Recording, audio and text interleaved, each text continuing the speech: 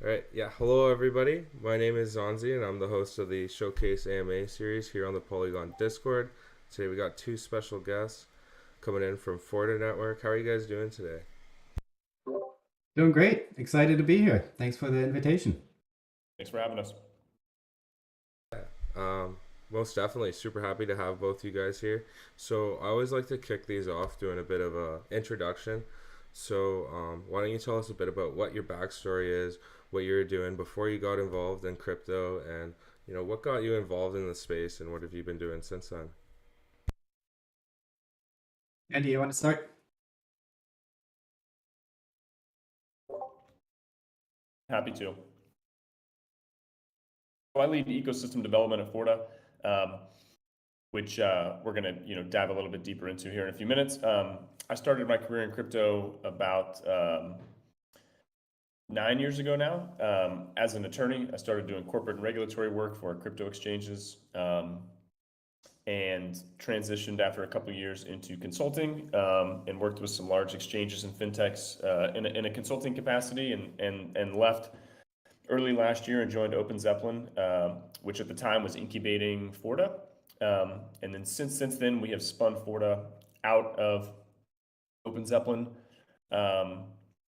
We raised a separate round of funding and have been live for the last 9 months, sort of working with some of the largest DeFi protocols, helping them monitor their protocol in real time and secure it.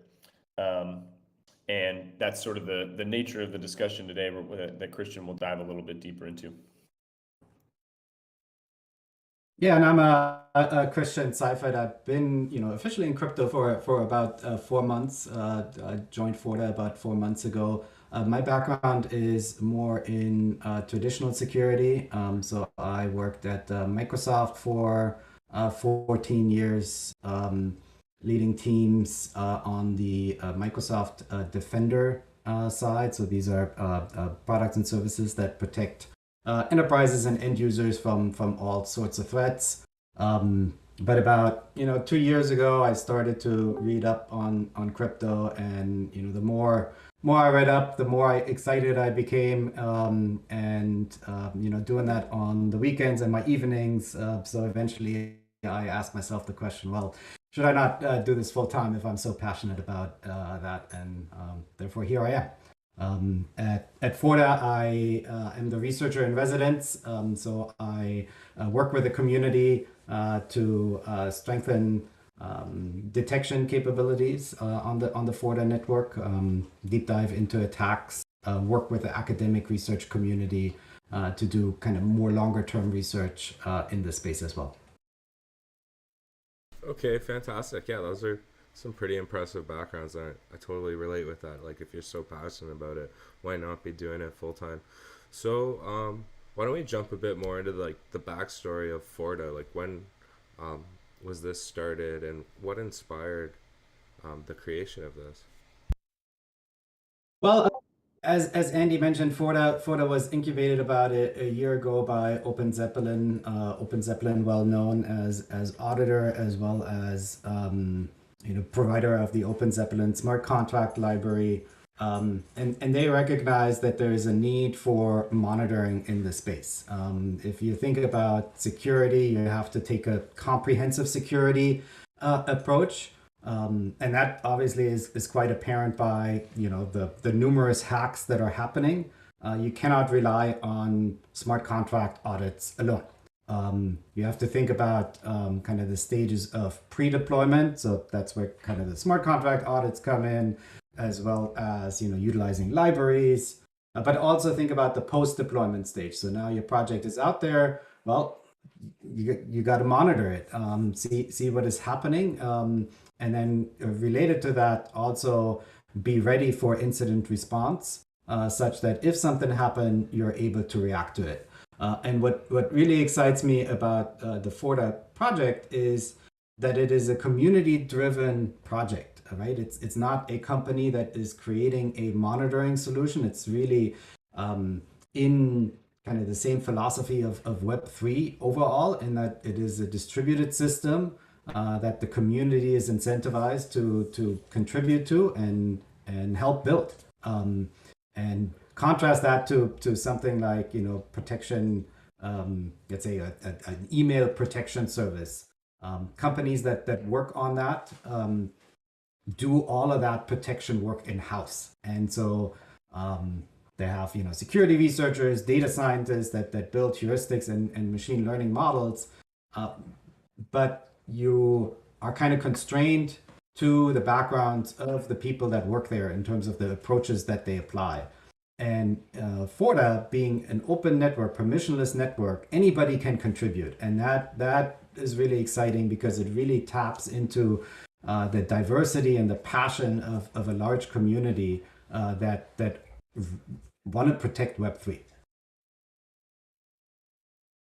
Yeah, that's absolutely fantastic. So essentially, by protecting like all of these big projects and preventing lots of exploits, you ultimately like protect all of Web3 as a whole. So what are like how can people get involved, and like what are some real applications of this, like who's currently using this right now?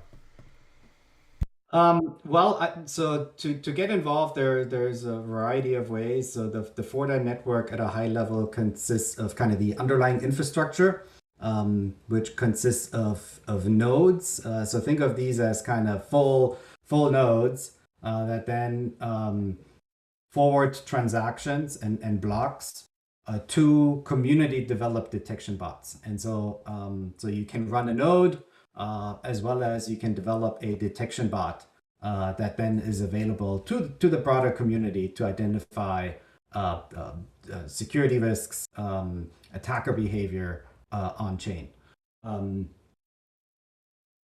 In terms of kind of who is using it, that is a little bit of a challenging question to answer because it is open, right? We have an API. You can subscribe to alerts. So there's hundreds, if not thousands, of subscribers on the network right now. There are certain protocols that work with the foundation and the community that are a little bit more visible. And if you and I can show here in a second. Actually, I can show that right now. Let me see.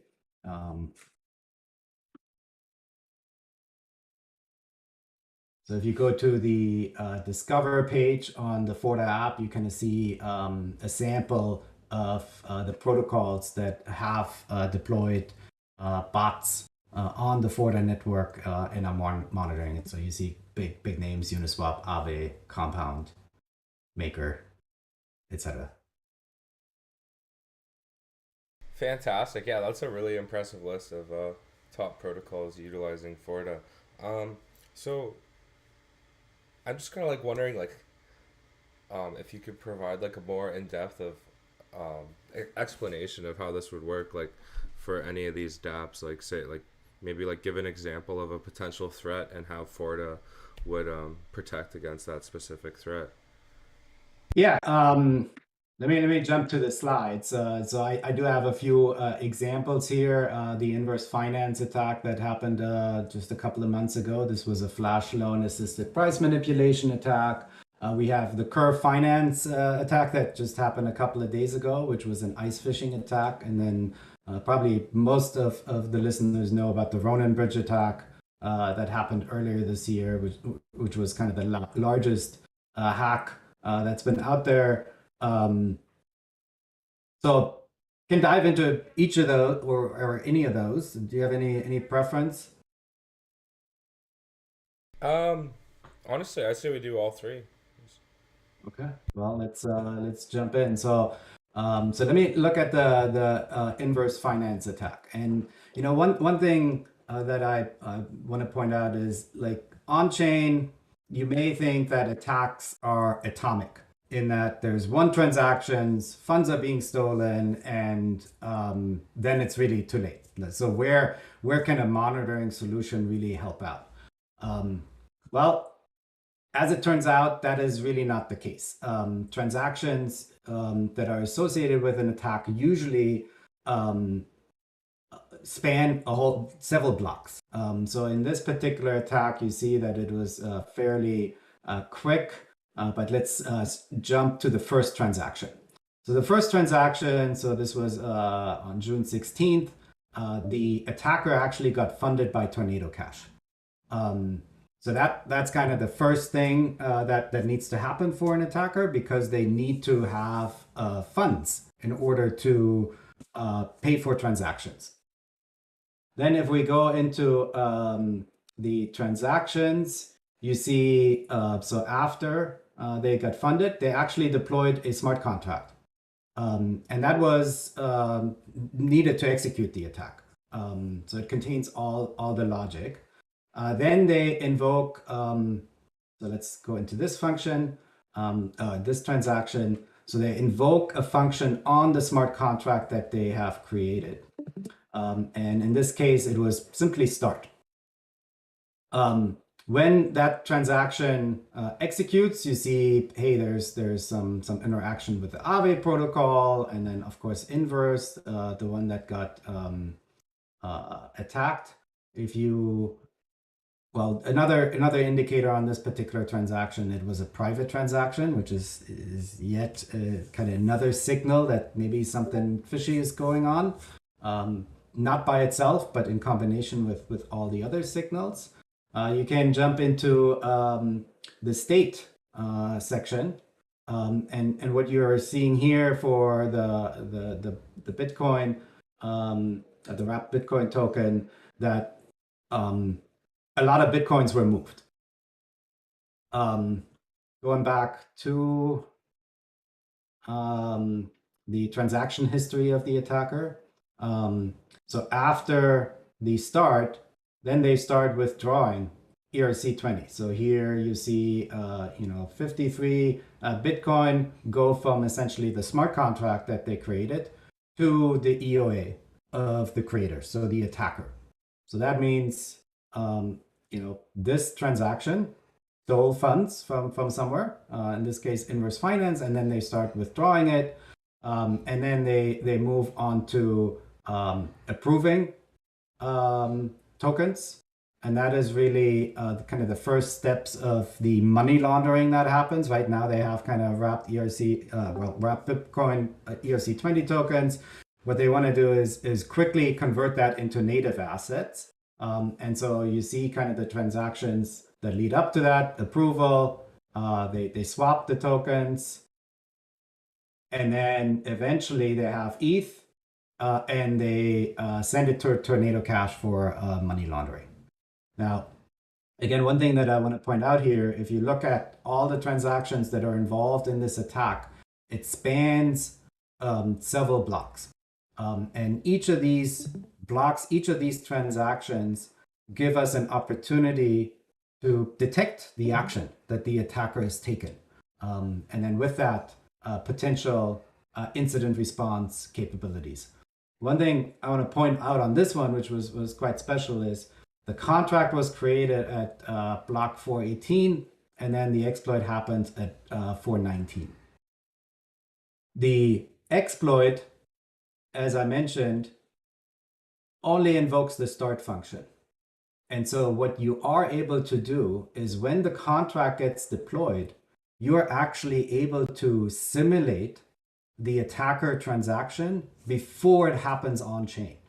And that can be very powerful, because now you're seeing the contract appear, you can simulate it, and with that, you can have really high confidence that this contract that the attacker deployed is actually an attacker contract. And an exploit is about to happen. And I'll talk to a little bit later on how then all this information can be utilized to develop detection bots and raise alerts when this attack is happening. Yeah, sounds good. This is really fascinating stuff. So Curve Finance, this was a little bit of a different attack. So this was, again, a couple of days ago, and the attacker was able to manipulate the DNS record of the Curve Finance front end. And what happened is people that were going to essentially the DApp ended up on a website controlled by the attacker. And as that looked like the Curve Finance DApp. And as people interacted with the DApp, the attacker essentially inserted a transaction that the victims were signing that gave the attacker approval over the victim's ERC20 tokens. And then once those approvals were granted, attacker proceeded to move those tokens out of users' wallets. This happened over a period of a few hours. There was another attack just like this back in December on the Badger DAO. There was 120 million, and that actually happened over a multi-week period. Now, Etherscan isn't the greatest tool to look at this attack, because here you need to take a look at token approvals, and there isn't really a good interface on Etherscan that allows you to query all the token approvals, but you can use a service like Dune or Luabase to pull this up. So the attacker contract was at 9 EB, and if you're querying token approvals, essentially now what you see here is all the victims, all the folks that clicked on the DApp that caused this transaction to be signed by them. And you see that there is a variety of tokens here, and high token approval amounts. Again, giving the attacker full control of those tokens in users' wallets.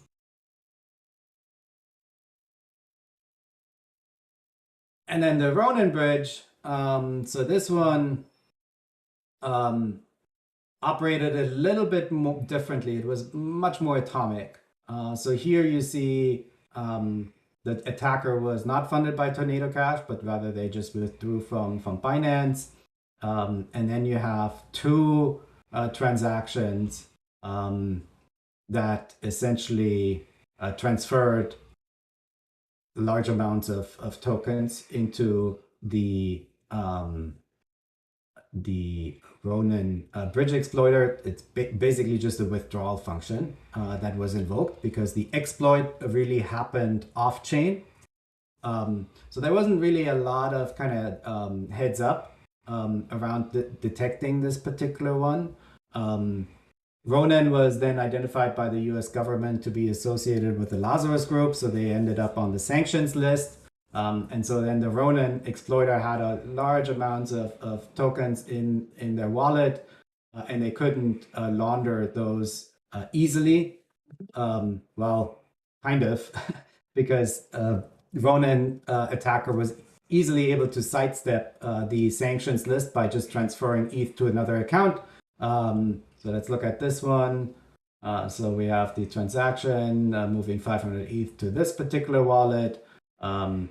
And as you see, they kind of start to distribute the funds to additional wallets. And then in this particular case, it actually went out to Huobi exchange.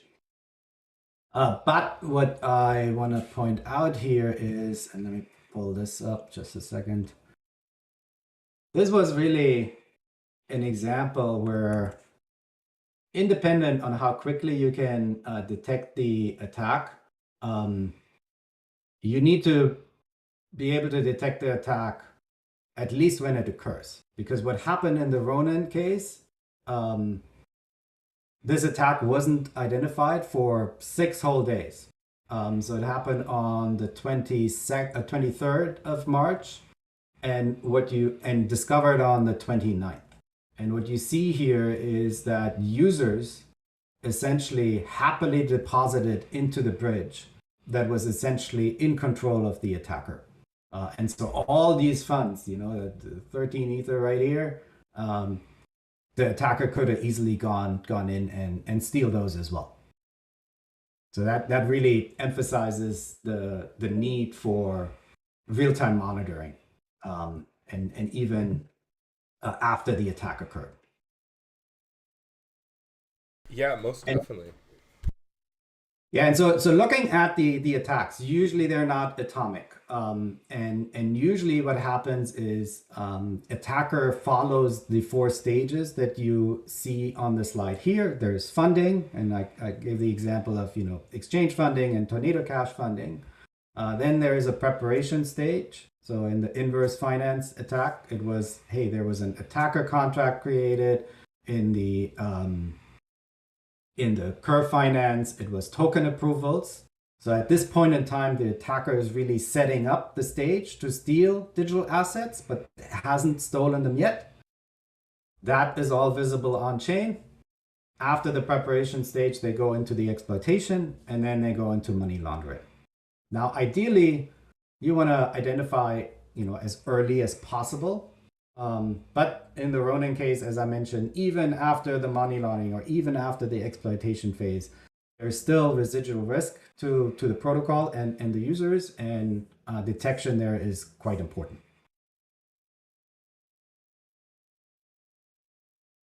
So kind of, I talked about this briefly already. So Forta is a real-time threat detection network. It's distributed, community-driven. It really fits into the post-deployment stage of a project. As I mentioned, pre-deployment, you need it's recommended to use templates. Don't reinvent the wheel. Smart contracts audits are an essential piece to security, but you also need to think about post-deployment. Bug bounties certainly fall into that category. Real-time monitoring and alerting, that's where Forta fits in. And then kind of related to that, you also need to think about, of course, incident and emergency response.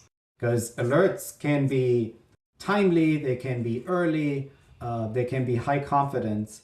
But if you don't act on the alerts that are being raised, either in a manual or automated fashion, nothing will really happen. And then kind of related to that, you also need to think about, what action can I take? So the Nomad Bridge attack that happened just recently, that was detected, but unfortunately they did not have any response capability. So they only had the choice to watch the bridge getting drained over a period of a few hours.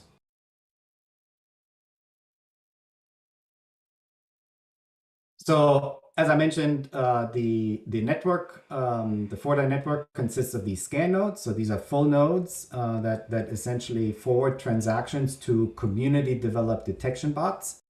And these detection bots are essentially a piece of logic. Think of it as a script or a machine learning model that then takes that transaction or the block and assesses, well, is that a transaction that is associated with a threat or a particular attack. Now let me show you how this actually looks like on the Forta Explorer. So as these bots run, they emit alert, and the Forta Explorer it's essentially kind of our version of Etherscan. It exposes these alerts in this web interface and emits these alerts.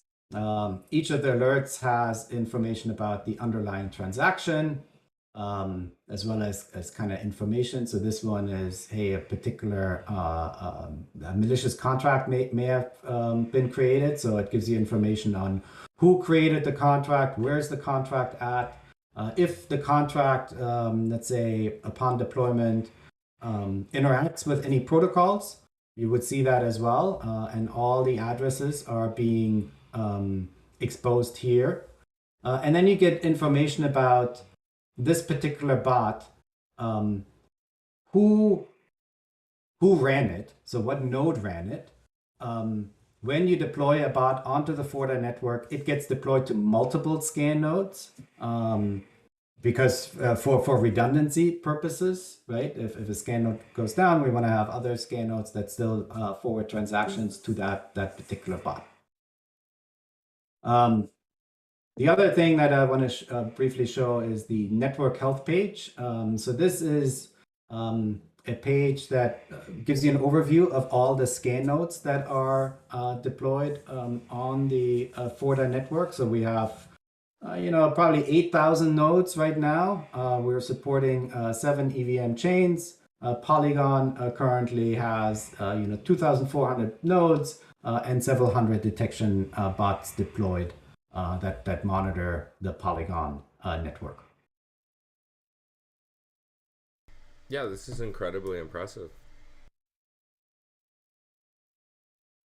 Now, let's assume you're a protocol and you're like, well, okay, I want to choose a comprehensive security strategy. So you're using templates, you're going through smart contract audits, and now you're really at a point where you're thinking about monitoring.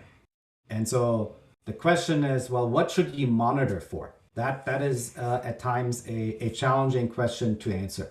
And one way to discover what to monitor for is to identify the risks to your protocol. And in the Web 2 world, there is a established methodology to go about that, and that is threat modeling. And threat modeling really comprises of the steps here. First of all, you decompose the protocol. So you need to get a comprehensive understanding of the protocol, how it interacts with external entities like users, libraries, other protocols, and then what assets the attacker may be interested in. And then also, as you kind of analyze the protocol, you're able to take a deep look on kind of the special roles assigned to the applications, what permissions do the various roles have. Once you decompose the protocol, then it's really about identifying threats, and there's a variety of frameworks that help you to identify the threat. So it's really more of a trigger to ask the question, okay, let's assume spoofing or tampering, right? Like, how does tampering apply to my decomposed protocol? What is in control of the attacker potentially that they can manipulate? And that by kind of asking these questions in a systematic way, you identify risks to your protocol. And then once you identify the risks, well, you have multiple options, right? You can change the protocol potentially to mitigate the risk. But if that is not possible, those are great candidates for putting monitoring in place. And this slide kind of shows a hypothetical protocol. We have, think of a lending protocol that I named here jokingly Spook, where users are able to deposit assets. So those are the lenders. These are the borrowers. Sorry, the borrowers are able to deposit assets and withdraw other assets. So this is a collateralized lending protocol. And then later on, they can repay and withdraw that collateral. And so what you see on the right here is essentially kind of those two kind of use cases as part of the protocol. So you have borrowers that are able to repay and withdraw collateral. They're able to deposit and withdraw assets. Those assets are then held by the smart contract. As they repay and withdraw collateral, they of course have to pay the interest. And so in this particular example, there is a external library that is being utilized to calculate the collateral and interest. And so you kind of see how things kind of flow through the protocol. What are some of the external dependencies? So in this example, we have that external library that calculates the interest rate. But then over here, you also have an Oracle dependency, because in order to calculate the assets that a borrower is able to withdraw, you need to understand the prices of the collateral as well as the assets in order to determine how much they're able to withdraw. And so once you kind of decompose, you should ask yourself some questions. Well, what should not happen? Where are the trust boundaries? Like where does the control of your protocol end and dependency on an external protocol start? So in this example, the Oracle and the interest calculation library are examples. And then what are the known risk patterns? On this slide right here, as I mentioned, Stride and the decentralized finance attack matrix may help you to kind of identify common risks that happen that exist in Web3 that may apply to your protocol. And so then once you ask those questions, you may identify risks like, for instance, hey, what happens if the Oracle no longer updates? Well, that is probably not good for the protocol in terms of calculating the collateral. And so you may want to create a price bot, a bot that identifies whether the Oracle is stale. What if the deposited assets suddenly decrease? Well, maybe that's an indicator of an exploit.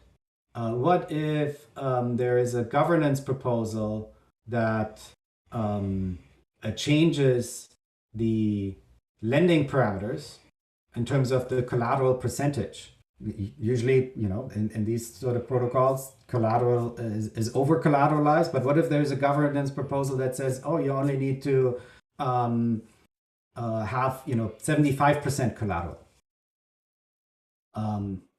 So those are a few examples on kind of some of the risks and then some of the detection opportunities that you could identify. Now, what the Forta community has done is developed a whole bunch of detection bots, right? That may already identify some of these things. And there's kind of two ways you can go about getting monitoring in place. You can either subscribe to detection bots that already exist on the Forta network. And what the community has done is bundled these into so-called threat detection kits. And these are available out of the box. You simply need to subscribe. And what they cover are a set of generic attack behaviors.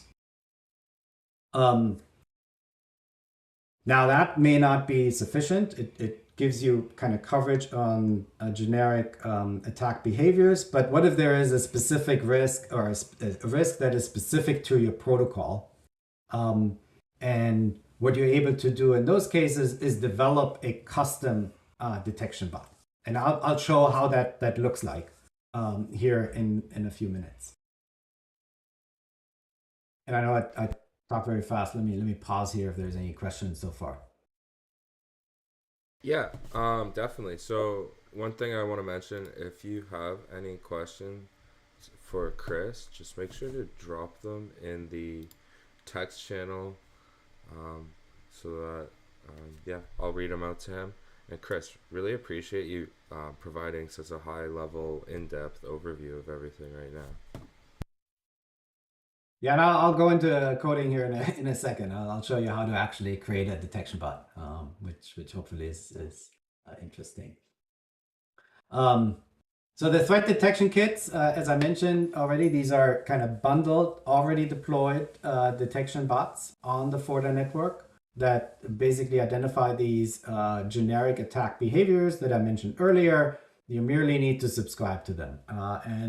What community has done is bundled these kits into bundled bots into these kits, but customized for the type of protocol they're intended for. So there's a DeFi kit, an NFT kit, stablecoin, bridges, and governance. And what I'm showing here on this slide right now is the DeFi threat detection kit.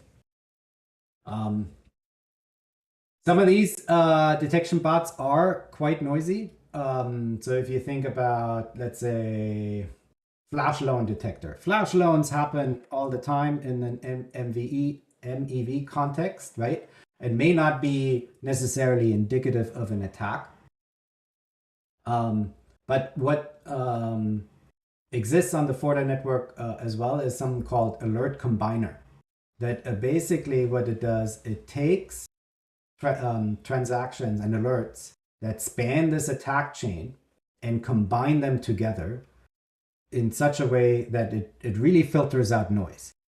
So if you observe, let's say, an EOA that for which a funding alert fires, as well as a preparation alert, as well as an exploitation, as well as a money laundering alert, that in combination is highly suspicious, and we're quite confident that is indicative of an attack. And that is essentially what the alert combiner does.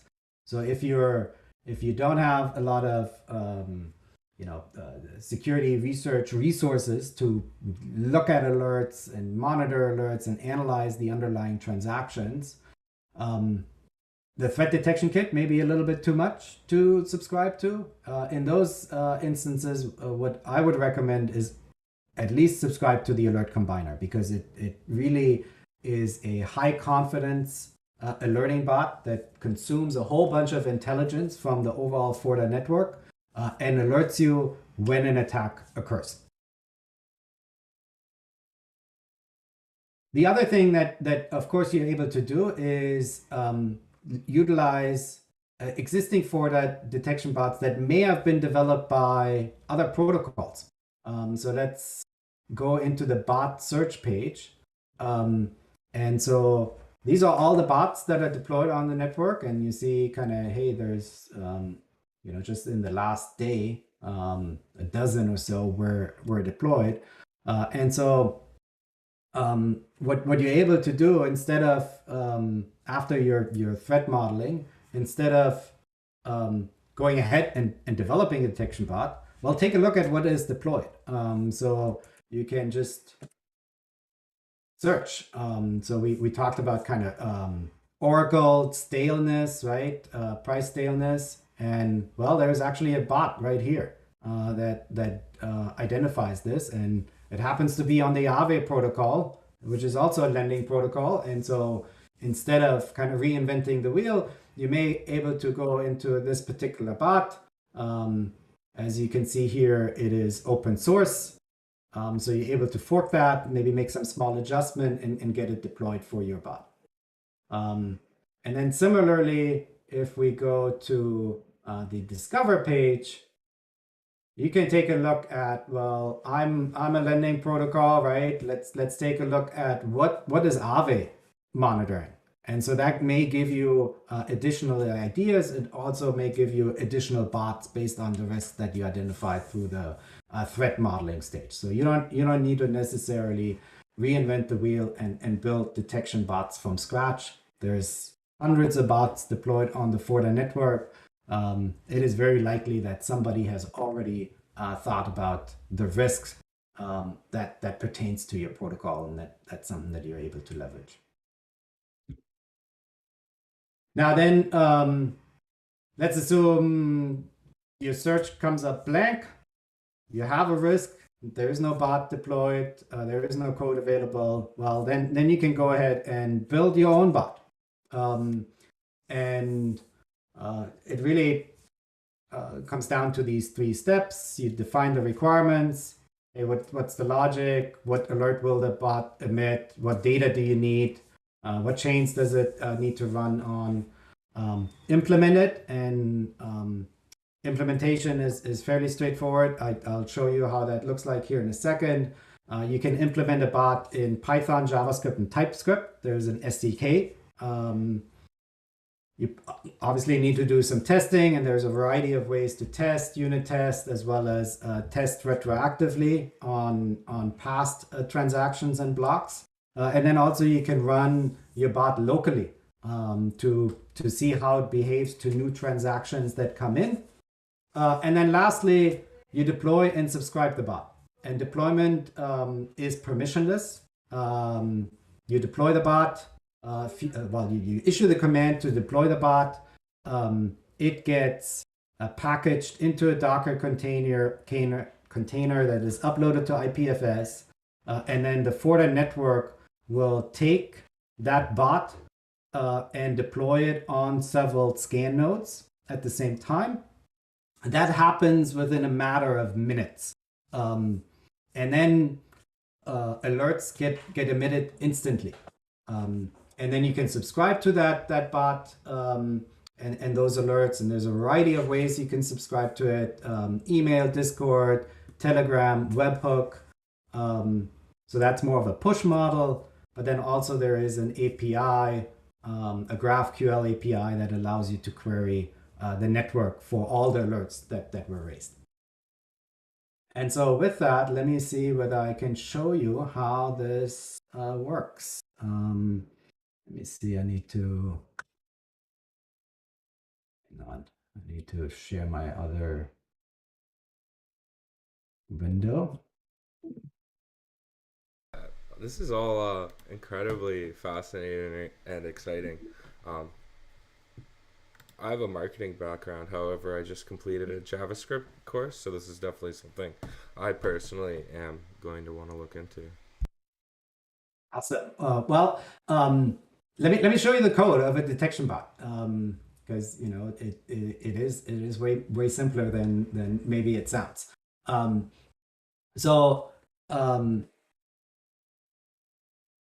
Once you have your development environment set up, basically you can you can initialize from the command line. So you basically create an empty directory and you initialize your bot with this command. So npx Forta agent latest init, and then you select how you want to develop. I have a data science background, so I stay away from JavaScript. I use Python. And what that will do is essentially pull down a working bot. It's essentially a simple template. And there's a variety of files here. So this one is the README. And so this particular agent detects large tether transfers. Again, just more of an example. And when it detects a large tether transfer, it will emit a Forta1 alert that basically says, hey, this condition has been met. Now, in the documentation, it also gives you a transaction that allows you to test this particular bot. So you can run npm transaction and then the transaction hash. And so basically what that does, it will pull the transaction or the transaction to the logic of your detection bot to essentially test it out. And so in this particular transaction, there was a large tether transfer and a alert gets emitted as we would expect. You can also run this particular bot on the live network. So what happens here, so this is now Ethereum and all the transactions are coming in, getting forward. And as you see here, there are certain tether transactions that are large, at least is how this particular bot defines it. So that's kind of how you can test it. So let me take a look at how the bot is actually implemented. So there's one main function, and it's called handle transaction. And it passes in a transaction event. So think about that the scan nodes essentially invoke that function for every single bot that is deployed on their node, for every single transaction.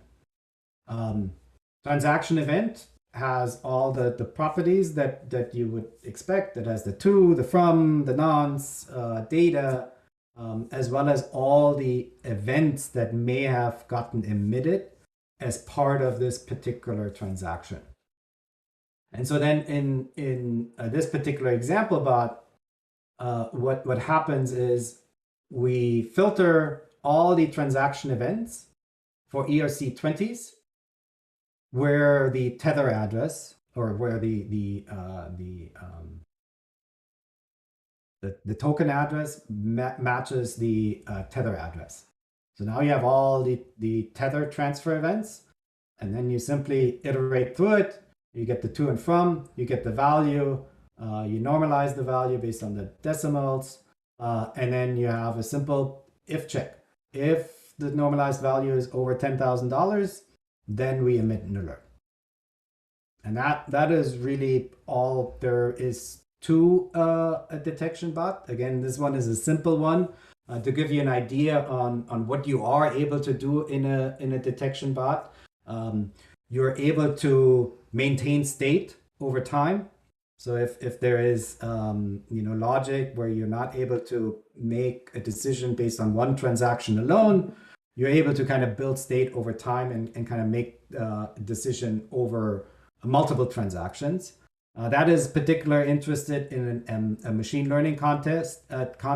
So if you want to do, for instance, time series anomaly detection, you can do that in a bot.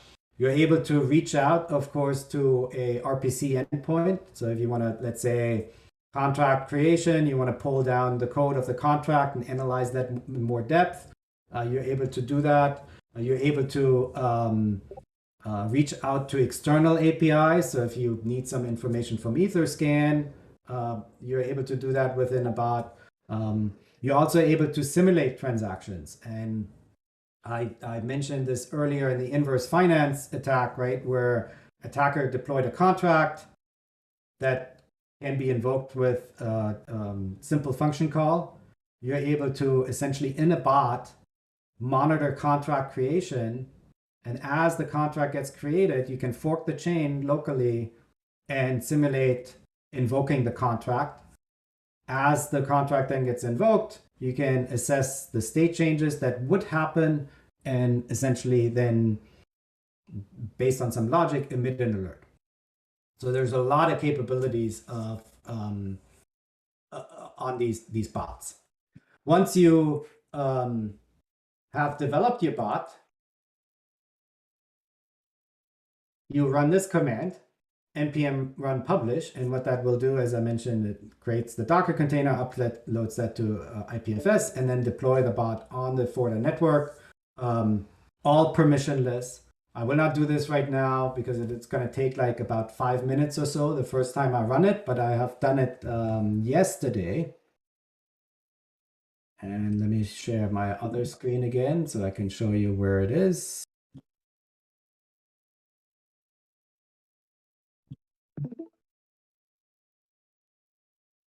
So if we go to the bot search page again that I showed you earlier, you see the bot right here that I deployed last night. So again, that would show up within a matter of minutes. And then as transactions come in, it will show you the alerts that the bot has emitted. And as you can see here, there's actually quite a few alerts of large tether transfers over last night, essentially.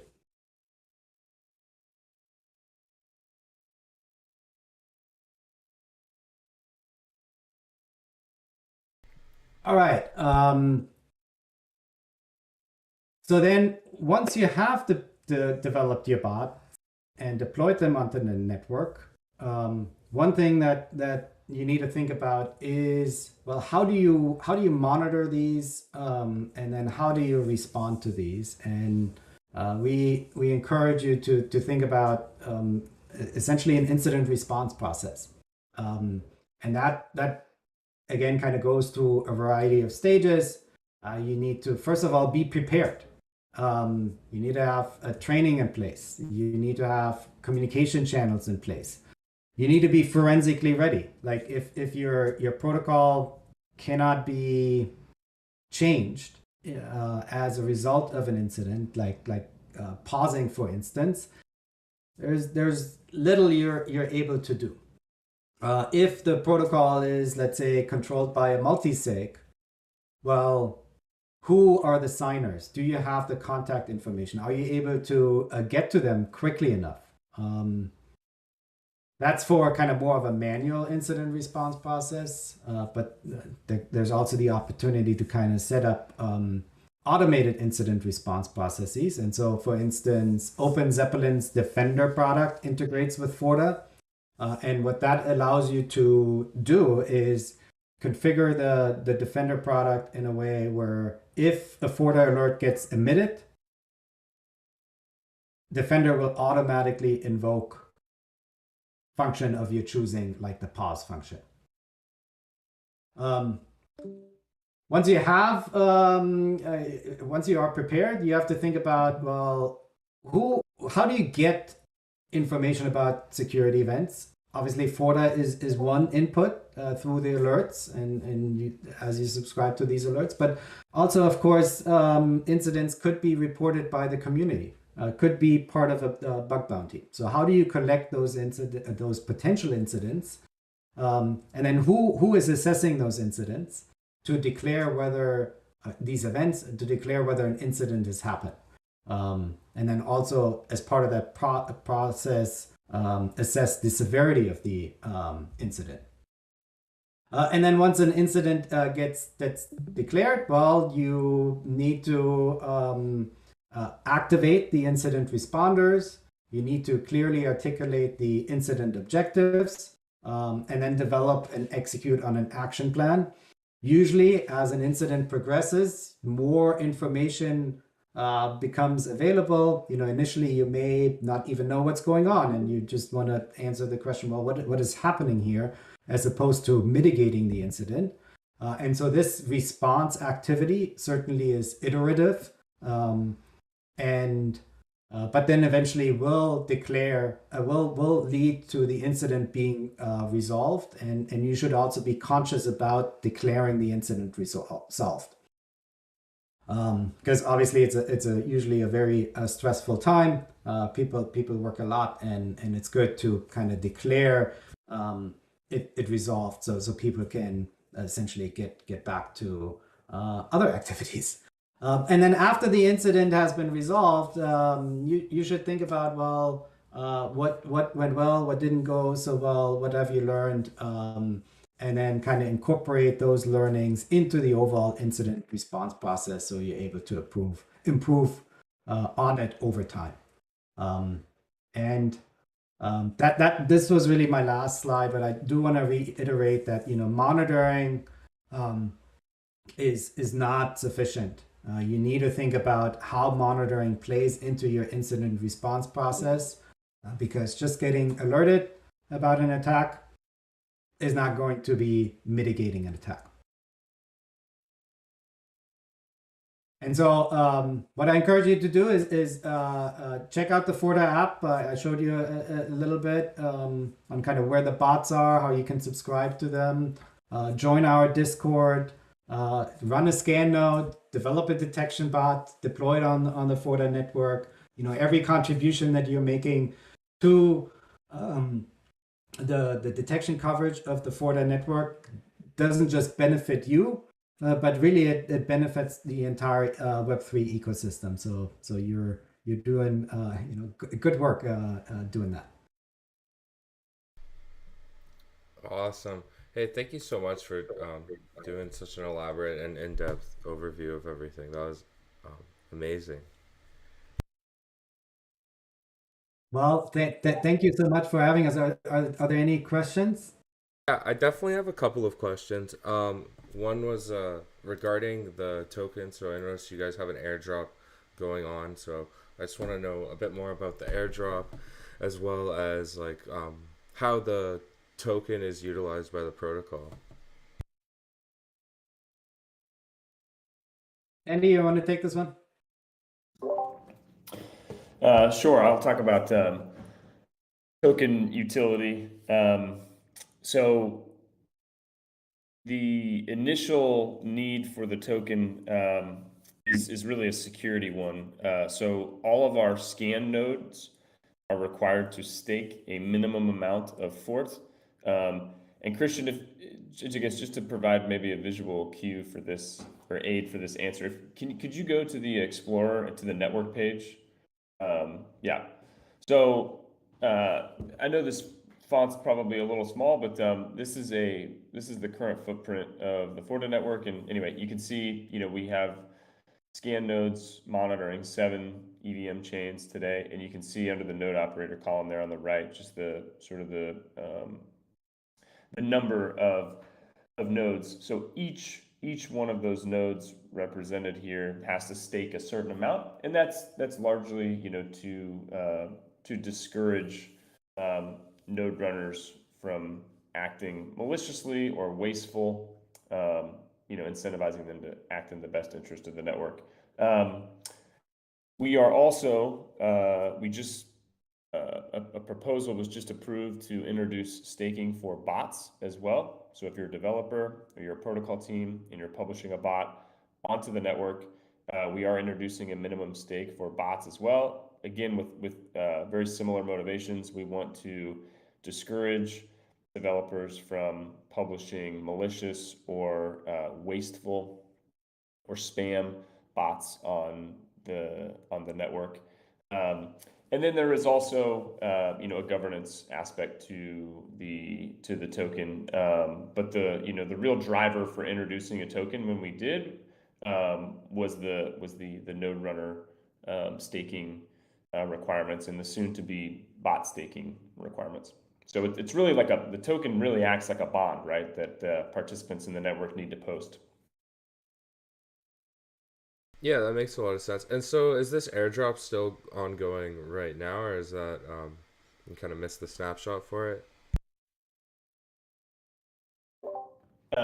There's sort of there were two categories of uh, qualified sort of participants. One category was specific to sort of your activity on the Forta network, and there was a snapshot date that was relevant for that.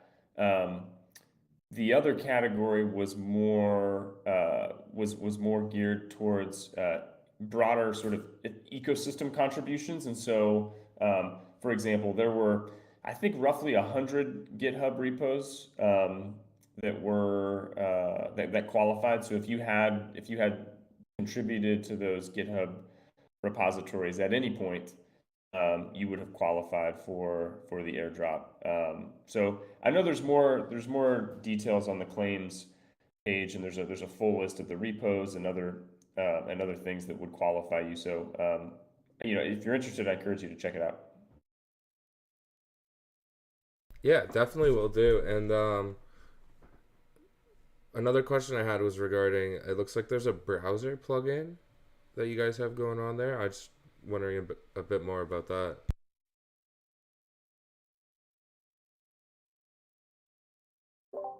Yeah, this is not a browser plugin up here. This is just my work account. Oh wow, that is so silly of me. Okay. Cool. Oh, good eye, good eye. Yeah.